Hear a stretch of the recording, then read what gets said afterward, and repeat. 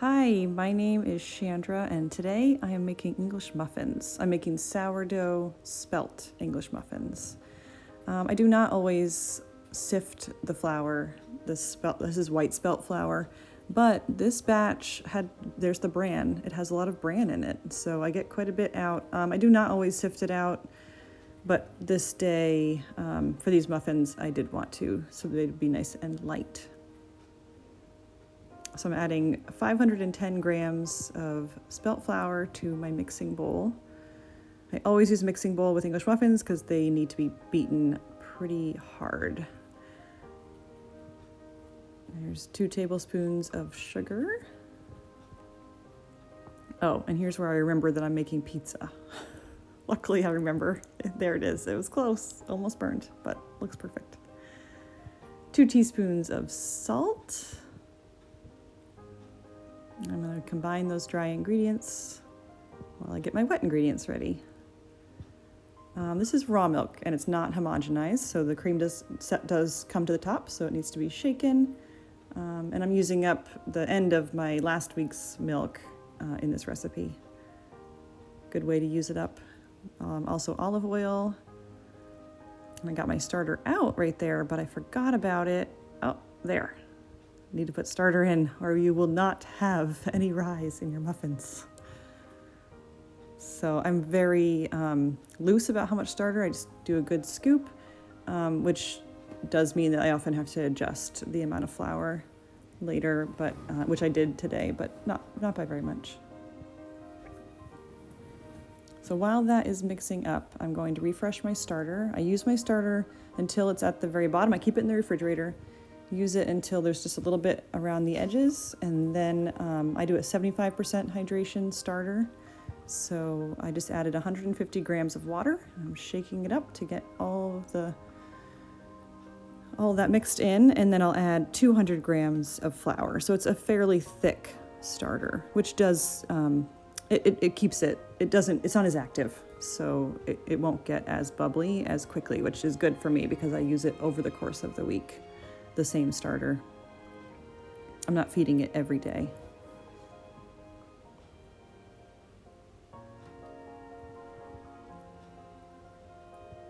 So that will sit on the counter for a few hours, and then I'll put it in the refrigerator until I want to bake again.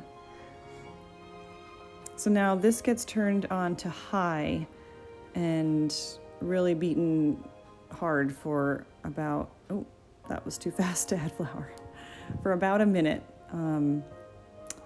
And you want it to kind of come away from the sides, but be as wet as possible so that it gets that nice bubbly interior that is what an English muffin is all about. And that comes from a wetter dough and also from cooking it on the stovetop.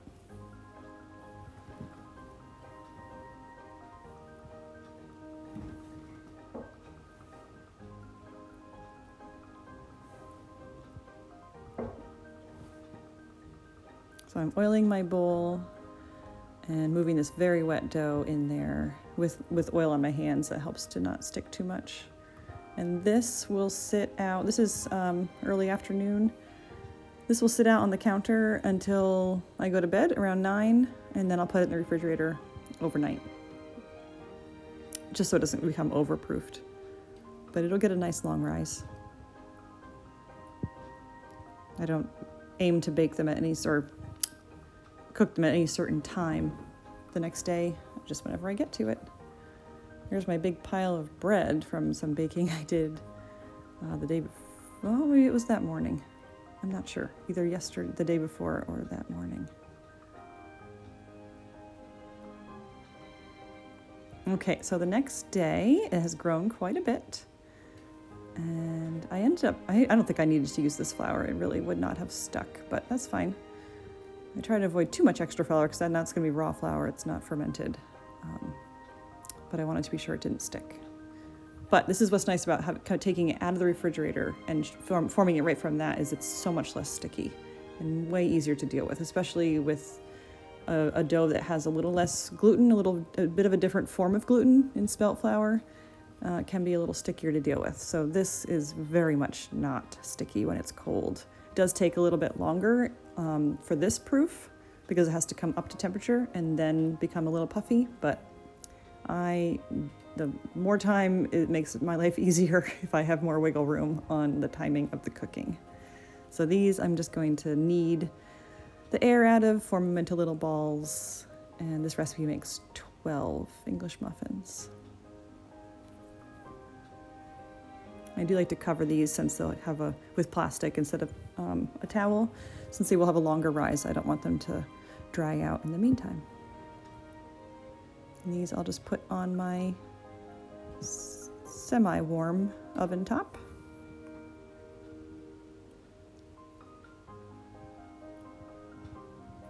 So several hours later, they're puffy, they are responsive to a touch, they spring back.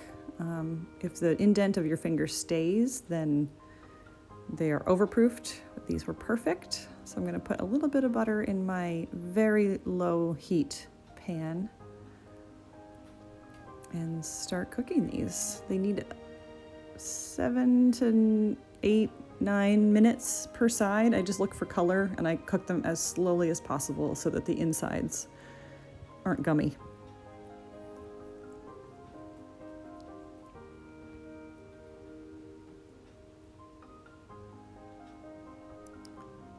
This is kind of a long process. I do lots of other things in the meantime. Sometimes I set timers so that I don't forget that I'm doing it. And just kind of come back and forth.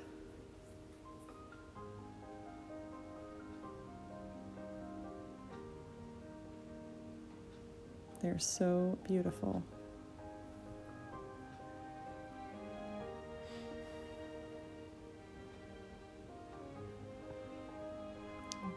So this pressing down on top, when you flip them from the first side and give them a really good press down, that gives them those nice straight sides that are characteristic of an English muffin.